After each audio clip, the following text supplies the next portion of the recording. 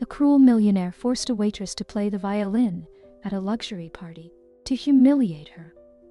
However, when she started playing the violin, the hum of the city streets outside was a constant reminder of the world moving forward without pause. But in the small, dimly lit room where Clara sat, the world slowed down. She rested her violin on her shoulder, the bow poised above the strings, and let out a slow, steady breath. Her fingers danced over the worn wood, finding the notes she'd played 1,000 times, yet each time felt like the first. Her eyes closed as the melody filled the room, soft, melancholic, and filled with memories of her grandfather, who had given her this very violin. The instrument was old, its surface faded and scratched, but it was her most prized possession.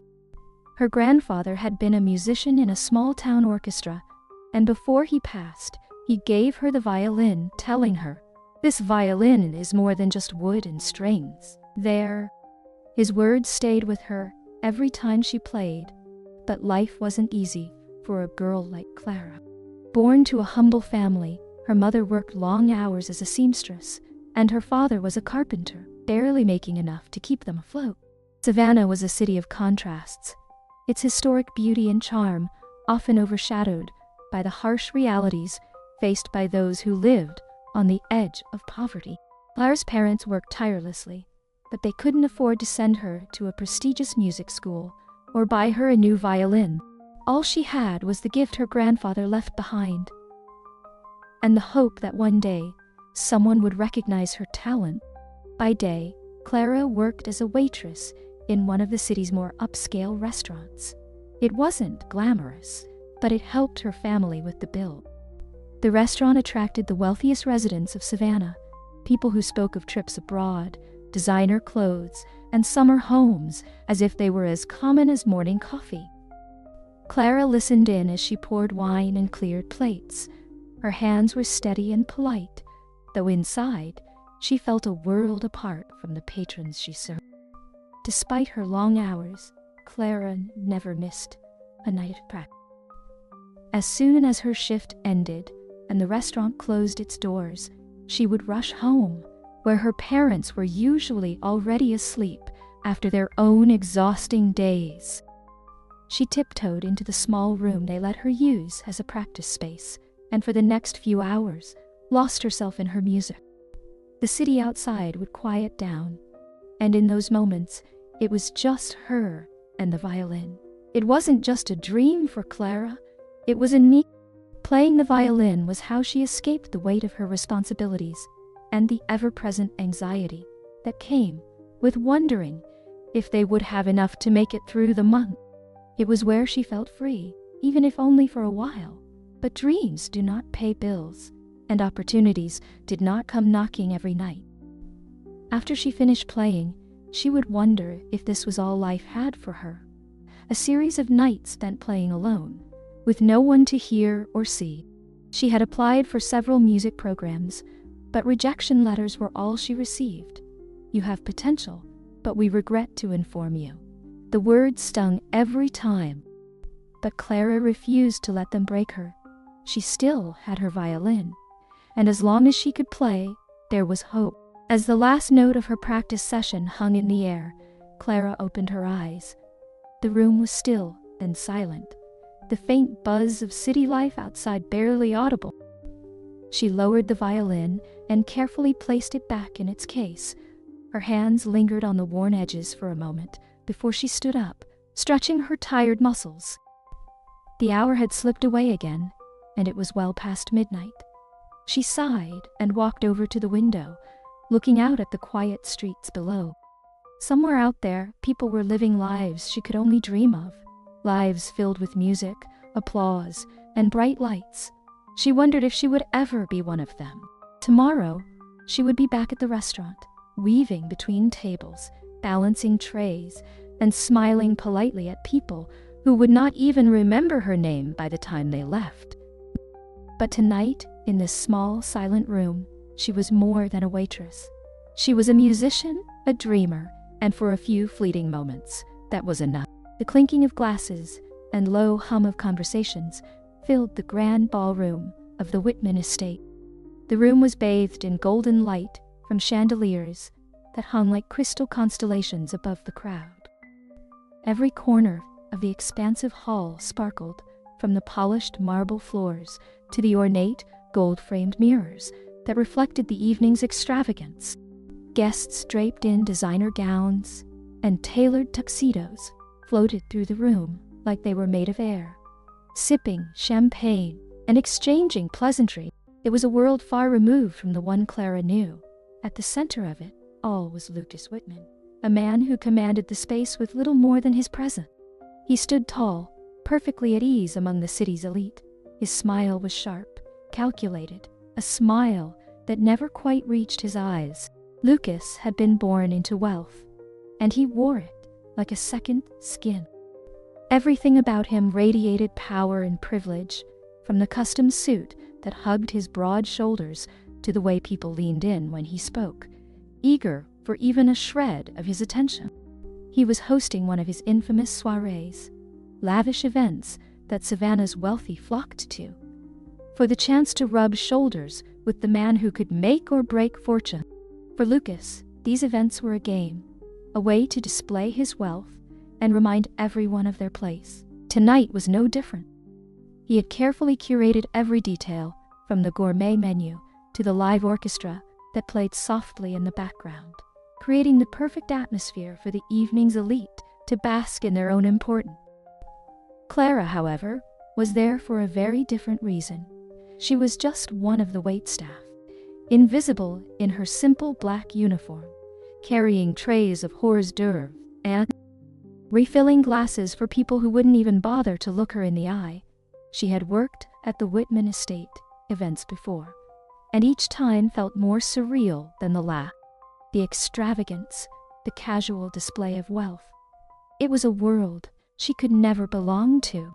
As she moved through the crowd, she kept her head down, balancing a tray of champagne flutes with practiced precision.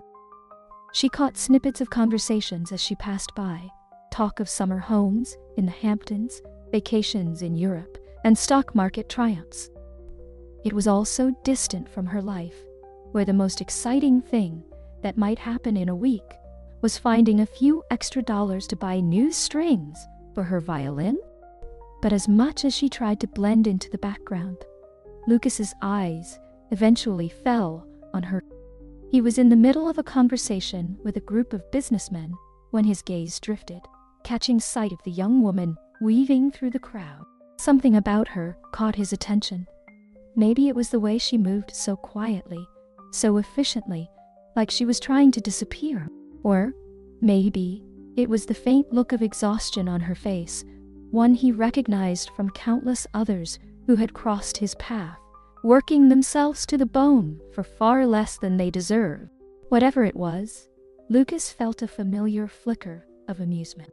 He enjoyed moments like this, where he could remind those below him of their place, remind them that in his world they were merely there to serve.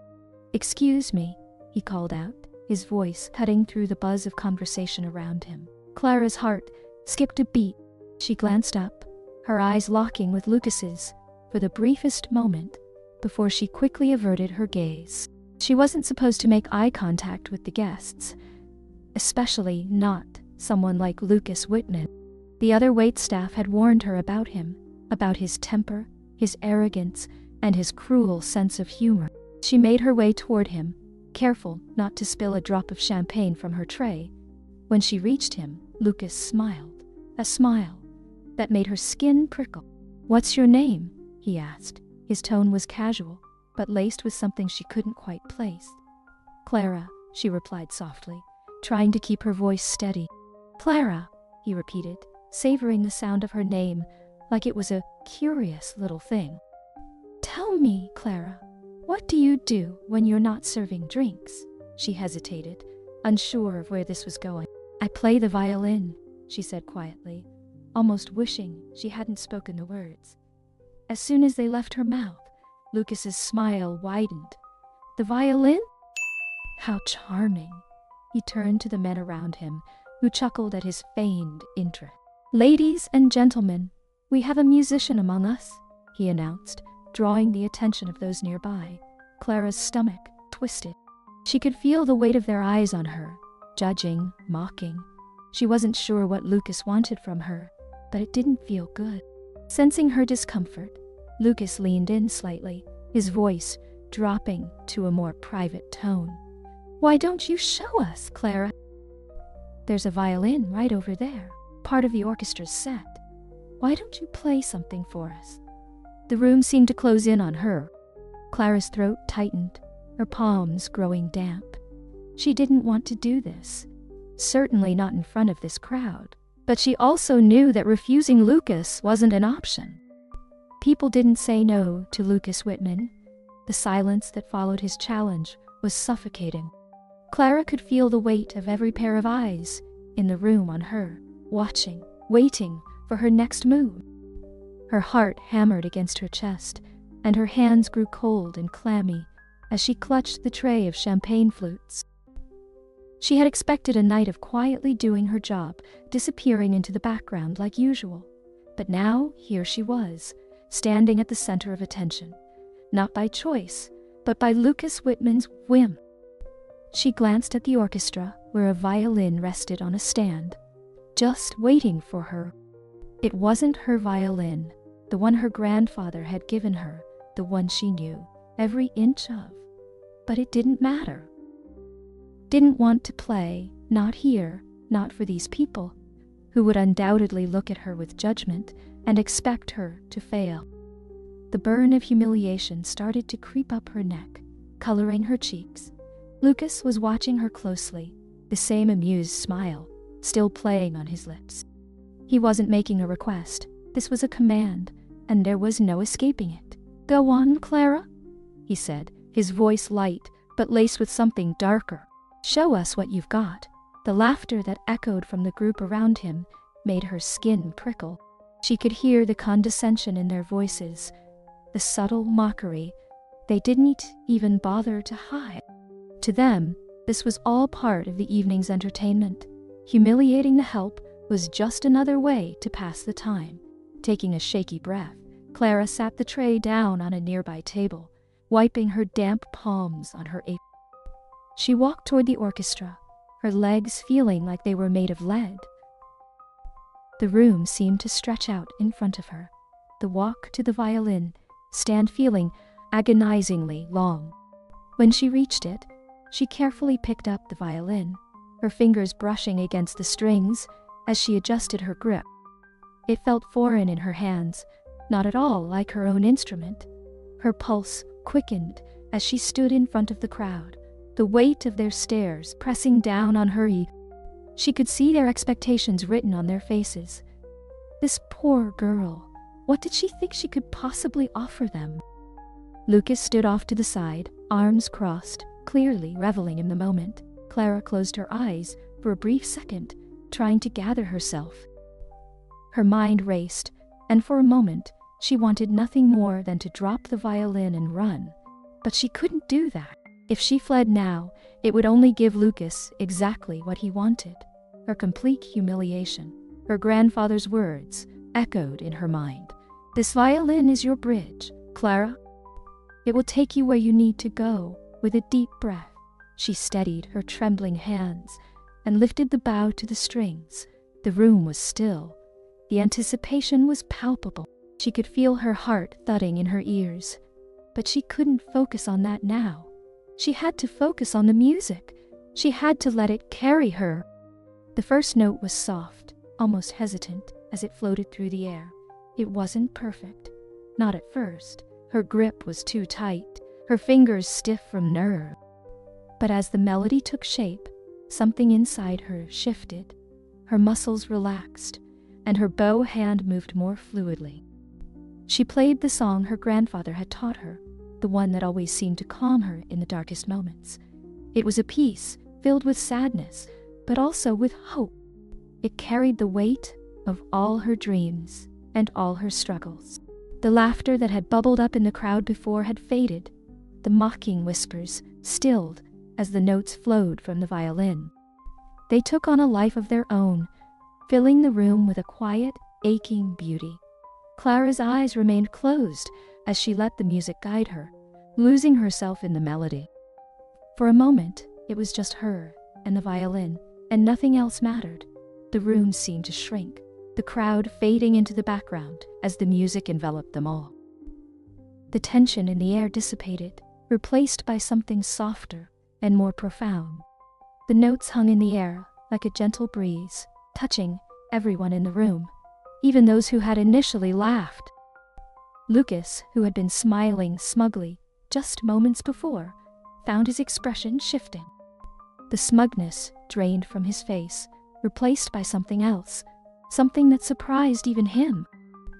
The melody Clara played stirred something deep within him, something he hadn't felt in years. It was a strange, almost unsettling feeling, like a distant memory trying to resurface. The room remained utterly silent as Clara played on. Her heart and soul poured into every note. For her, this was more than just a performance. It was a release, a way to express everything she couldn't put into words. She didn't care about the audience anymore. This was for her. This was her moment, and she wasn't going to let it slip away. As the last note faded into the silence, Clara lowered the violin. Her breathing was heavy, her heart still racing, but the room remained quiet. She opened her eyes and looked out at the crowd, expecting to see the same judgment and disdain from before. Instead, there was only silence, no laughter, no whispers. Then, slowly, the sound of applause began to fill the room. The applause started softly, as if the guests weren't sure at first how to respond, but soon it swelled into a full, resounding ovation. Clara stood frozen, still holding the violin, her mind struggling to process what was happening. She had braced herself for laughter, for mocking remarks, but this was something she hadn't expected. The sound of clapping filled the grand room, and for a moment, Clara felt like she was floating. Her heart, which had been pounding with fear moments before, now raced with disbelief. She glanced around, her eyes catching glimpses of people she had been serving just minutes ago, now on their feet, clapping with genuine admiration. Some of the guests had even wiped tears from their eyes, moved by the melancholy beauty of her playing. Clara couldn't remember the last time she had received this kind of praise, if she ever had. Her days had been filled with hard work, rejection letters, and the constant nagging thought that maybe her dream was too far out of reach. But here, in this opulent room filled with Savannah's wealthiest and most powerful, they weren't looking at her as just another waitress. For the first time, they were seeing her as an artist. Her fingers still gripped the violin, as if afraid to let go, as if the moment might vanish if she moved too quickly. But then a voice broke through the applause, a familiar voice that sent a chill down her spine. "Bravo!" Lucas Whitman said, clapping slowly and deliberately. His smile had faded, replaced by something unreadable in his sharp, piercing gaze. He stepped forward, moving closer to Clara as the crowd gradually settled down. Clara's heart stuttered. The applause, though still echoing in the background, felt distant now, as Lucas's presence loomed larger. His eyes locked on hers, but the amusement she had seen earlier was gone. Instead, there was something far more serious, almost unnerving, in his expression. "That was unexpected," he said, his voice lower now, just for her to hear.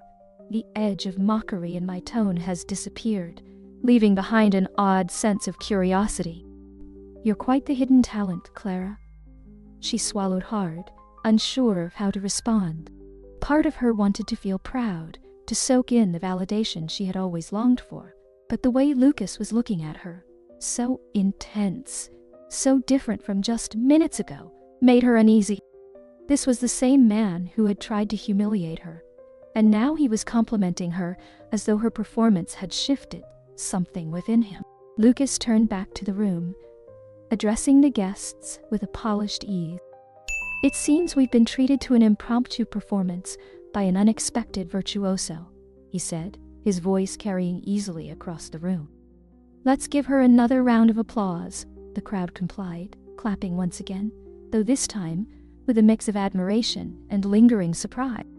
Clara could feel her cheeks flushing as the applause washed over her, but she was more focused on Lucas. Something about the way he was handling the situation didn't sit right with her. She wasn't sure if he was still toying with her, or if her music had genuinely caught him off guard. Then, through the crowd, a figure emerged, an older man with silver hair and a presence that commanded attention without effort. He moved toward Clara with purpose, his eyes never leaving her. The applause had just begun to fade when he reached her, offering a soft smile, though his expression was filled with something more, something like awe. "You play beautifully," the man said, his voice kind and warm, but with the authority of someone used to being listened to. "I am Samuel Chastain, conductor of the New York Philharmonic." Clara's breath caught in her throat. She had heard of Samuel Chastain, of course. He was a legend in the world of classical music, the kind of person who could make or break a career with just a few words. She stared at him wide-eyed, unable to fully grasp the fact that he was standing in front of her talking to her. I'm Clara," she stammered, suddenly feeling small in the face of such greatness. "I've heard many talented musicians in my time, but rarely does someone play with the emotion and depth that you just did. You have a gift, Clara, one that shouldn't be confined to this room or hidden away in a restaurant." His words hit her like a wave crashing over her. Was someone like Samuel Chastain really offering her the kind of validation she had dreamed of for so long? "I'd like to invite you to audition for a spot with my orchestra," Chastain continued, his tone serious now. "I think you could be something truly special." Clara's head spun. This was a moment straight out of her dreams, and yet, standing there in this grand ballroom, surrounded by people who had once looked down on her, she could barely believe it was real. The weight of the offer of what it could mean for her and her future pressed on her chest. Behind her, Lucas stood quietly, watching the exchange with an expression she couldn't quite read.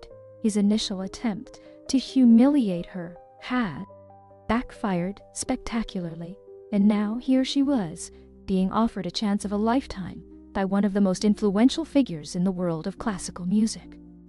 For the first time that evening, Clara felt something new stirring inside her. Hope, real, tangible hope. Maybe, just maybe, this was the start of something extraordinary. The weight of Samuel Chastain's words hung in the air long after the applause had faded. Clara stood frozen, her mind racing to catch up with everything that had just happened. Audition for the New York Philharmonic. Was this real? Was she dreaming? It all felt too impossible, too surreal to be happening to someone like her. A waitress who played violin in her spare time. The room, once buzzing with conversation, seemed to hold its breath. Guests exchanged glances, whispers spreading through the crowd like wildfire. Everyone had witnessed what should have been an embarrassing display turned into an unexpected triumph. And now, the girl who had once been invisible was the center of attention. Clara's heart pounded as she looked at Samuel, trying to process the opportunity he was offering. This was everything she had ever dreamed of, more than she had ever thought possible. But she couldn't shake the feeling of disbelief. Why would someone like him take an interest in me? She wondered. She had no formal training, no prestigious background. She was just a girl from Savannah with an old violin and a stubborn dream. She began, her voice shaky. "I don't know what to say." "You don't need to say anything right now," Samuel replied, his smile reassuring. "Take some time to think about it, but I mean what I said. Clara, you have something rare, something that can't be taught. I see potential in you that goes beyond technical skill." Her mouth felt dry, and her hands, still holding the violin, were trembling slightly. How could she possibly say no to this? The chance to audition for one of the most prestigious orchestras in the world was not something that came along every day. But doubt gnawed at the edges of her thoughts. What if I'm not good enough? What if this was a mistake and I wasn't ready for such an enormous leap? She swallowed hard, forcing herself to nod. "Thank you," she said softly, her voice barely above a whisper. "Thank you so much." Samuel nodded in return, a twinkle of encouragement in his eyes. "We'll be in touch, Clara, and remember, don't let anyone tell you that you're not worthy of this. You've earned it." With that, he turned and made his way back through the crowd, disappearing into the sea of expensive suits and glittering gowns. Clara stood there, still clutching the violin, feeling the eyes of the room on her. The reality of what had just happened was beginning to sink in, and with it came a tidal wave of emotions: excitement, fear, hope, and a strange sense of disbelief that left her lightheaded. She carefully placed the violin back on its stand, her fingers lingering on the strings for a moment. The instrument wasn't hers, but it had been a bridge to something she never expected. An opportunity to change her life forever. As she straightened up, her gaze drifted across the room, and there, standing a few feet away, was Lucas. His arms were crossed, his sharp features unreadable, but his eyes were fixed on her. Gone was the smug expression he had worn earlier. Now his face was a mask of something else.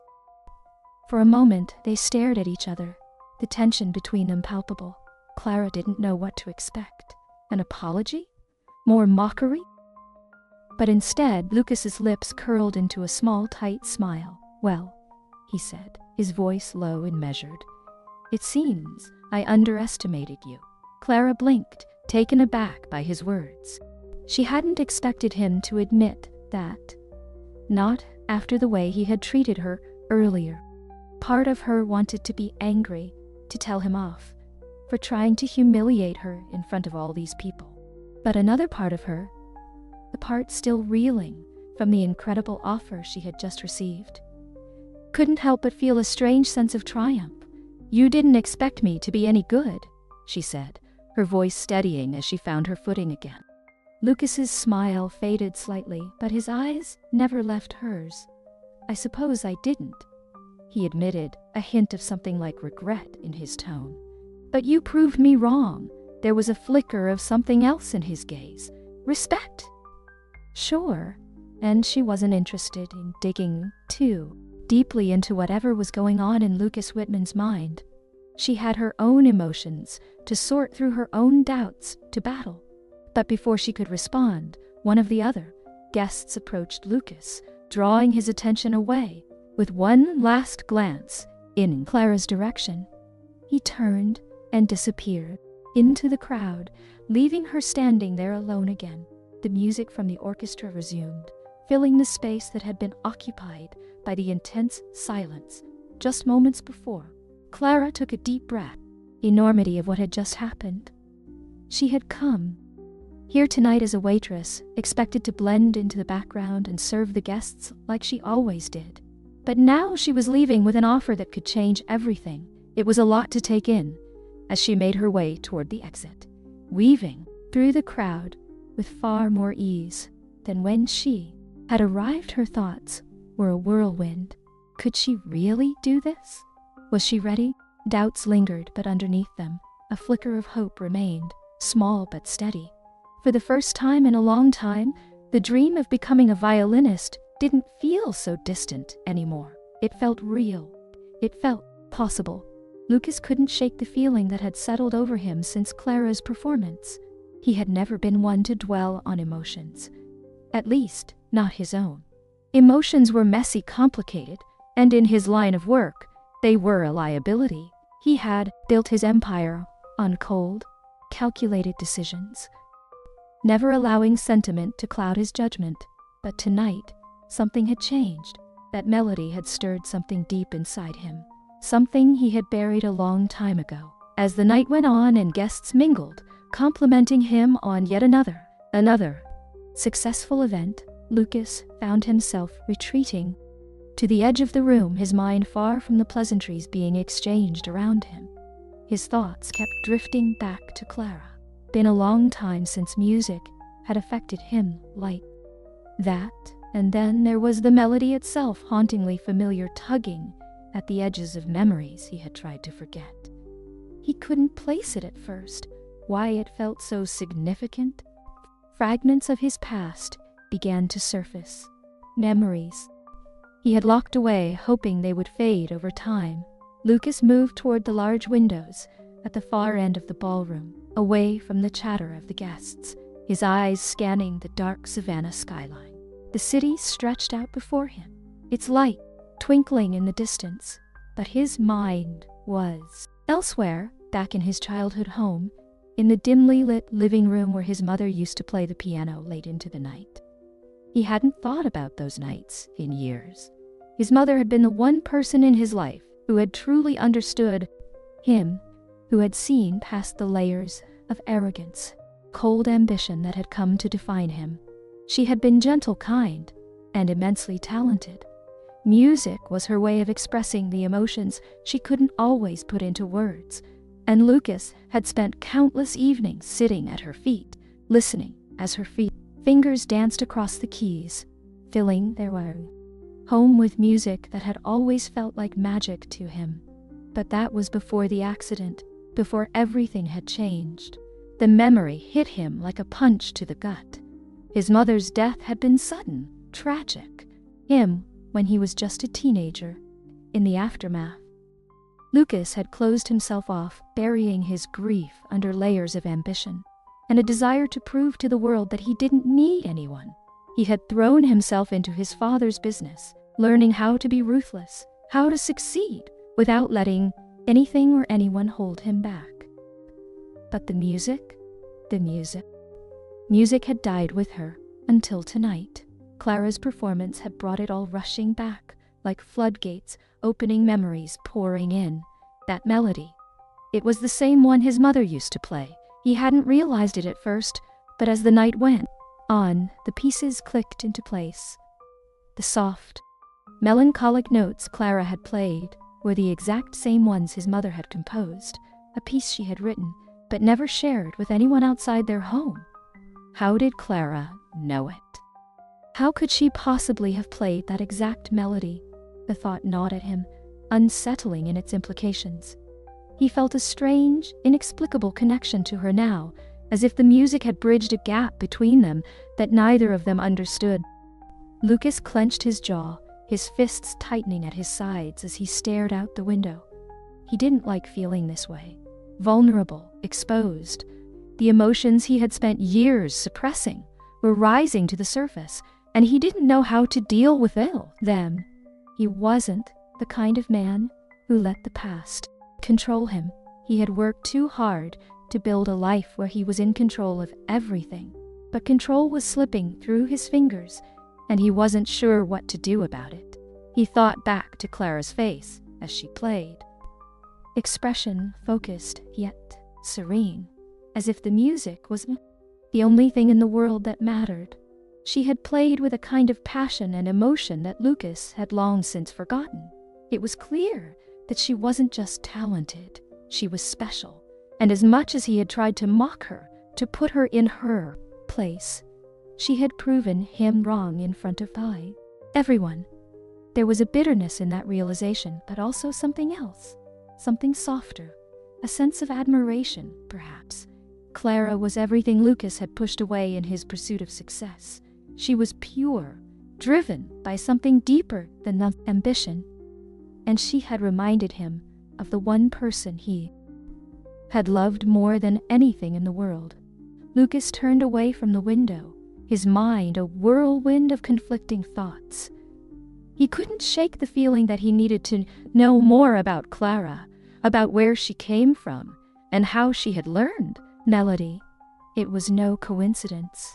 He was sure of that, and for the first time in a long time, Lucas felt a pull, a need to dig deeper, to understand what had just happened, and why it had affected him so profoundly. The last time he would see Clara, she had awakened something in him, something he hadn't even realized was still there. And he couldn't walk away from that, not yet. The following days felt like a whirlwind for Clara. It was as if her world had shifted overnight, turning her quiet, predictable life upside down. She had spent so long existing in the background, blending into the daily routine of waiting tables and practicing her violin in solitude, that she hardly knew how to handle the sudden rush of attention that came her way after the event at the Whitman estate. Invitation to audition for the New York Philharmonic wasn't just an opportunity, it was a lifeline. It felt like a dream she had been chasing for years, finally within reach. But the enormity of it terrified her. The orchestra was legendary, and Samuel Chastain was no ordinary conductor. His word carried weight in the world of classical music. And one recommendation from him could open doors Clara hadn't even known existed. But with that chance came a crippling fear. Was she really ready? Each night, after her shift at the restaurant, Clara would retreat to her tiny room, pick up her violin, and play until her fingers ached. But now, the practice felt different. It wasn't just for her anymore. It was for something bigger, something real. The stakes were higher, and with each note, she could feel the pressure building. What if she failed? What if she wasn't good enough? The doubts crept in, whispering in the back of her mind every time she played. But there was no turning back now. Samuel had already set a date for her audition, and it was only a few weeks away. Time seemed to move faster with each passing day, and before she knew it, Clara was standing outside the rehearsal hall of a local orchestra, clutching her violin case like it was the only thing keeping her grounded. The hall was small but grand in its own way, with high ceilings and wooden floors that echoed with what every step Clara took. She took a deep breath as she walked in, her heart racing. Samuel had arranged for her to rehearse with some musicians in preparation, and today was her first official session with them. It was a chance for her to fine-tune her performance, to prove to herself that she belonged here. But as she stepped inside and saw the other musicians setting up, her nerves flared up all over again. These people were professionals, men and women who had been playing in orchestras for years. They barely glanced at her as she walked in, absorbed in tuning their instruments and chatting among themselves. Clara felt wave of insecurity wash over her. Who was she to be here among them? A waitress with no formal training and no prestigious background. She didn't even own a proper violin. She took her place at the far end of the room, unpacking her violin carefully, her hands trembling as she adjusted the strings. The instrument still carried the worn look of something well used, but dearly loved. Her grandfather's gift had carried her this far, but now, surrounded by polished, expensive instruments and seasoned musicians, it felt inadequate. Was all she had. As the rehearsal began, conductor, a stern-looking man with graying hair, called for silence. Clara focused on the sheet music in front of her, trying to drown out her nerves. But as the first notes filled the room, it became clear that she was out of her depth. The musicians played with precision, their timing perfect, their sound full and rich. Clara, on the other hand, struggled to keep up. Her bow slipped on the strings, her fingers faltered, and each mistake felt magnified in the echo of the rehearsal hall. Halfway through the session, the conductor paused and looked directly at her. "Miss Clara," he said, his voice neutral but firm, "you need to keep up with the tempo. This isn't a solo performance. You must learn to blend with the orchestra." His words stung, but Clara nodded quickly, swallowing the lump of insecurity that had risen in her throat. She tried again, pushing herself to stay in time to match the others, but the pressure only seemed to make her mistakes worse. By the end of the session, her confidence had all but crumbled. She packed up her violin quietly, avoiding the eyes of the other musicians as they left the hall. Outside, the cold evening air hit her like a splash of water. Clara stood on the steps of the rehearsal hall, clutching her violin case tightly. Doubts swirled in her mind, louder than ever. She wasn't ready for this. Trained from a young age, who lived and breathed music every day. She had spent her life waiting tables and practicing alone in a cramped room. What made her think she could compete with them? But then, as she stood there, trying to gather her thoughts, a voice broke through her despair. Rough session? Clara looked up to see a woman in her mid-30s carrying a cello case, smiling at her with a kind, knowing expression. She was one of the musicians from the rehearsal, someone Clara hadn't spoken to yet. Yeah, woman nodded, walking over to stand beside her. Don't let it get to you. We all have bad days. And besides, you've got something most of us don't. Clara raised an eyebrow, confused. What's that? Heart. The woman said simply. I heard it in your playing. Sure, you made some mistakes, but the way you play, you can tell it means something to you. That's not something you can teach. Clara blinked, the woman's words sinking in slowly. Heart. She had always played from her heart, from the love of the music and the memories it held, said softly, a small smile tugging at her lip. I needed to hear that. The woman nodded and gave her a reassuring pat on the shoulder before heading off into the night, leaving Clara standing there on the steps. The cold air no longer felt as harsh, though her doubts were still there, feel quite as overwhelming. Maybe she was ready after all. Lucas sat in his office, a massive room lined with bookshelves and dark mahogany furniture, staring out the floor-to-ceiling windows that overlooked the city of Savannah. He had spent the last several days, trying to bury himself in meetings, contracts, and business deals. It was his usual way of dealing with anything that threatened to unearth emotions he wasn't ready to face. But no matter how many emails he answered or how many calls he took, his mind kept drifting back to one person, Clara. It wasn't just the performance that haunted him. That would have been easy enough to dismiss as a fluke, a moment of unexpected talent that had surprised him. But it was more than that. It was the way the music had pulled something out of him, something he had long thought dead and long thought buried. He had spent years closing off that part of himself, telling himself that emotions were a weakness, that caring too much only led to pain. And for the most part, it had worked. He had built a life where nothing touched him unless he allowed it. But Clara's music had reached places, allowed himself to visit, in a long time.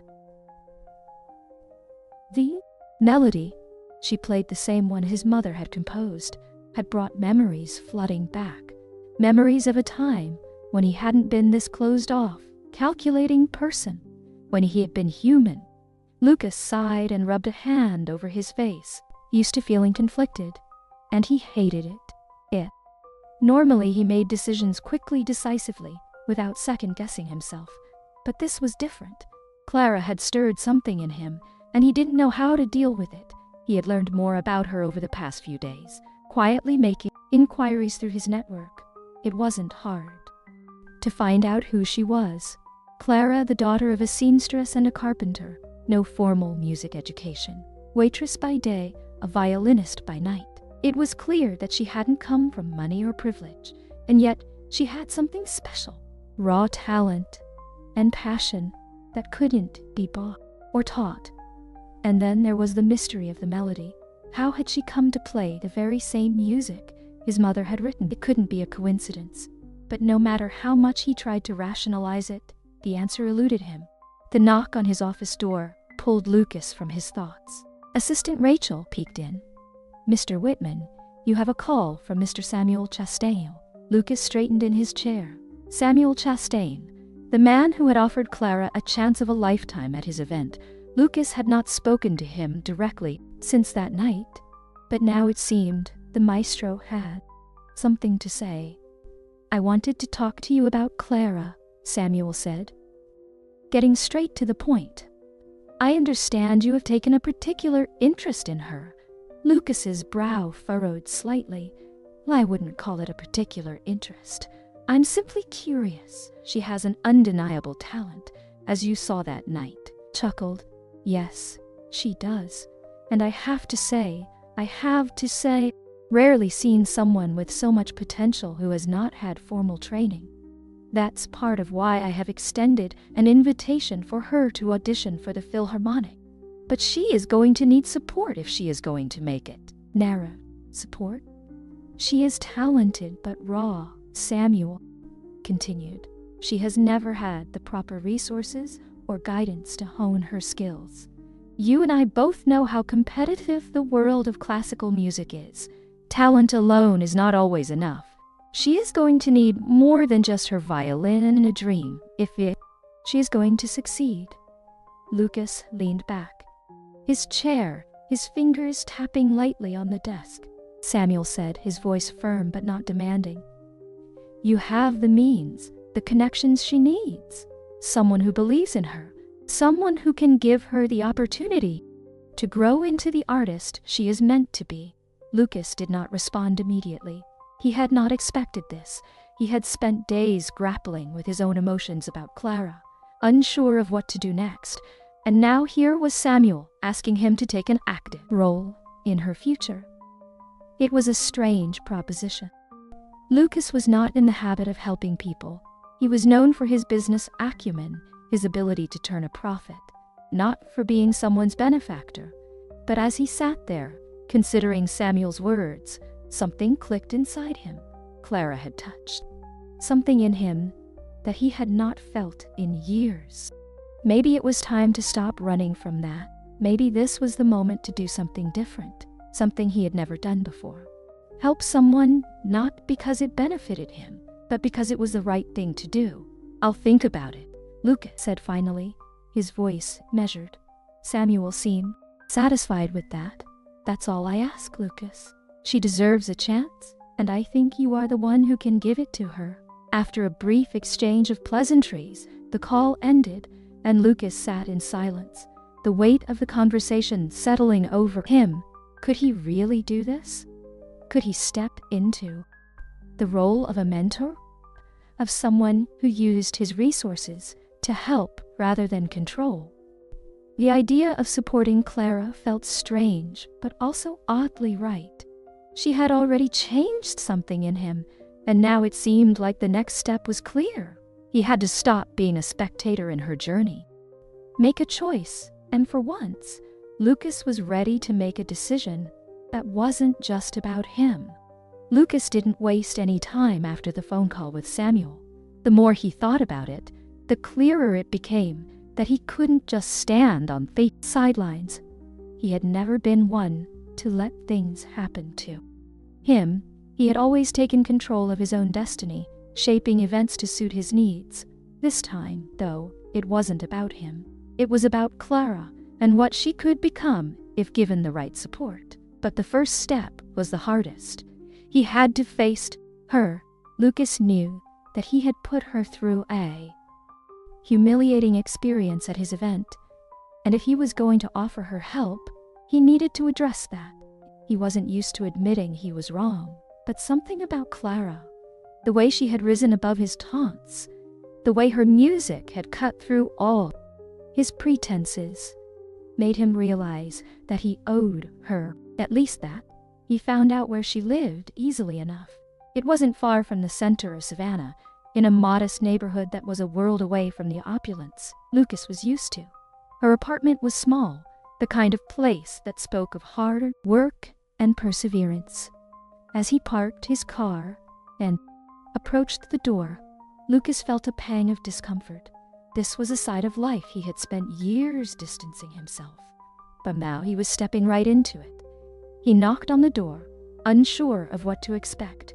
When it opened, he was greeted by Clara, her expression shifting from surprise to something unreadable as soon as she saw him.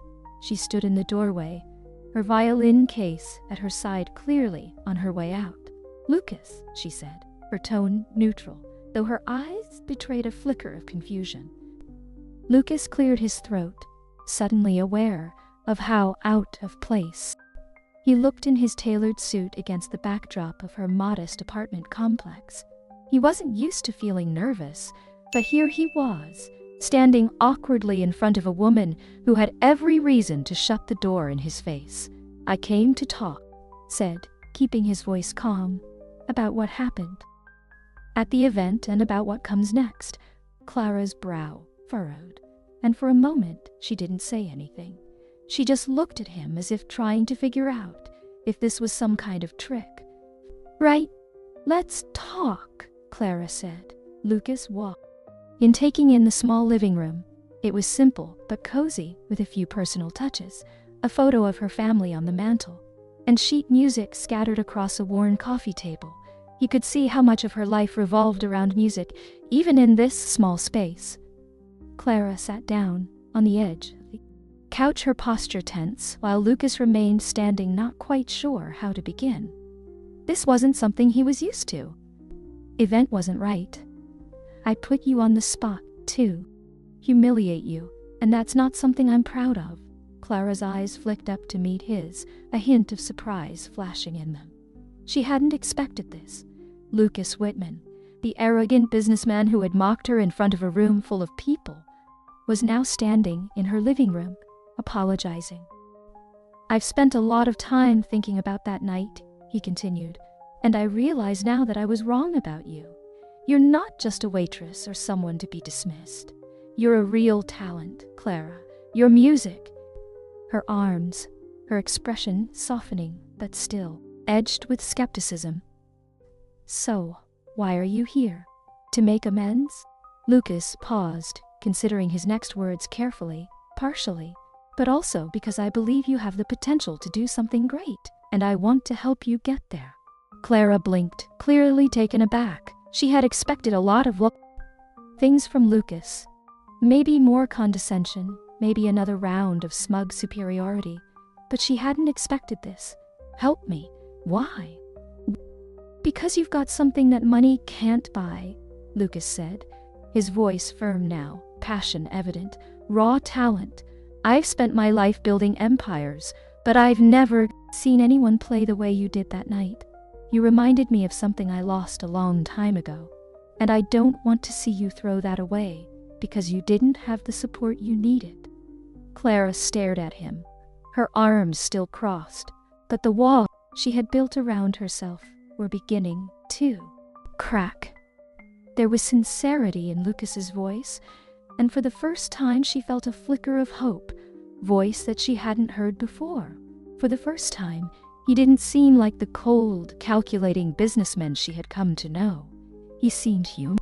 "Think I can make it?" she asked, her voice softer now, a hint of vulnerability creeping in.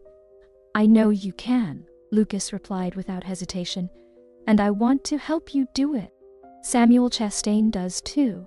He's giving you the opportunity of a lifetime, but you're going to need more than just talent to succeed.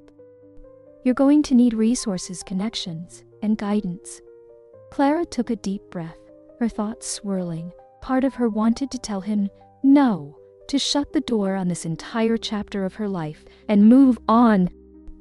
But another part of her, the part that had dreamed of becoming a violinist since she was a little girl, couldn't ignore the chance that was being offered. "All right, your help, but this doesn't mean I trust you." Lucas nodded, a small smile tugging at the corner of his lips. "Fair enough. I'll earn it." With that, the two of them stood on the edge of something new, an uneasy partnership built on a foundation of shared purpose. Lucas had made his decision. Now it was up to both of them to see it through. The lights of the concert hall flickered above Clara as she stood backstage, clutching her violin case. The soft hum of the audience settling into their seats echoed through the thick curtains, and she could feel the anticipation building in the air. This was it, the moment she had been working toward for weeks. Her first performance as a soloist with the orchestra, her first real chance to prove herself. Her hands trembled slightly as she adjusted the shoulder rest on her violin. The nerves were undeniable, but mixed with them was something else. Excitement, determination. She had come a long way from that first night at Lucas's event where she had been humiliated, only to turn the tables with her unexpected performance. Now, with Samuel Chastain's guidance and Lucas's unexpected support, she was standing on the brink of something life-changing. Samuel had been instrumental in preparing her for this night. His rehearsals were grueling, but they had molded her into a more confident and polished musician. Day after day, would perform tonight. It was a classical concerto, challenging but beautiful, a true test of her abilities. Still, despite all the preparation, the doubts lingered. The stakes were high, and she knew that this performance could make or break her future. The musicians in the Philharmonic were proficient, with years of experience, and Clara, despite all her progress, still felt like the outsider. But as Samuel had reminded her time and again, it wasn't about perfection. It was about heart. That was something no one could teach, and it was something Clara had in abundance. As she stood there, waiting for her cue to take the stage, the door to the backstage area opened, and in walked Lucas. He was dressed impeccably, as always, but his expression was softer than she had ever seen it. There was no hint of the arrogance or coldness that had marked their first interaction. Instead, he seemed genuinely proud. "Are you ready?" he asked, his voice low, but there was an edge of concern to it.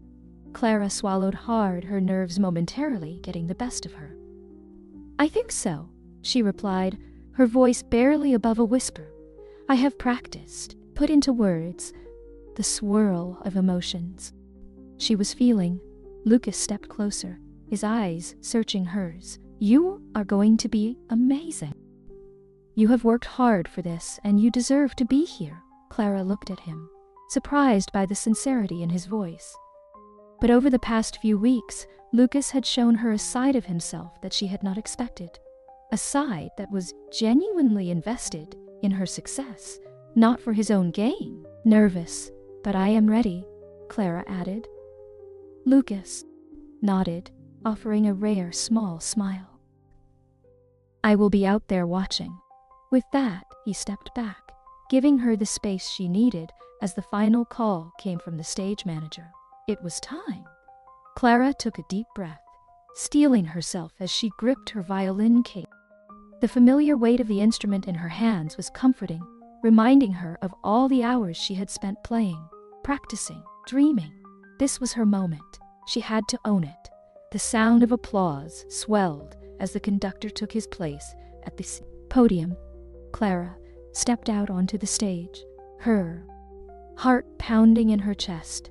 The concert hall was enormous, far bigger than any venue she had ever performed in before. The bright lights made it hard to see the faces of the audience, but she knew they were out there, waiting. As she took her place in the center of the stage, the orchestra behind her, she glanced out into the crowd. Somewhere in the sea of faces, Lucas sat, along with Samuel and dozens of other important figures from the world of music. The pressure was immense, but she couldn't let it overwhelm her. The conductor raised his baton, and the first notes of the orchestra filled the hall, soft and deliberate, setting the stage for Clara's entrance. Her fingers trembled as she lifted her bow to the strings.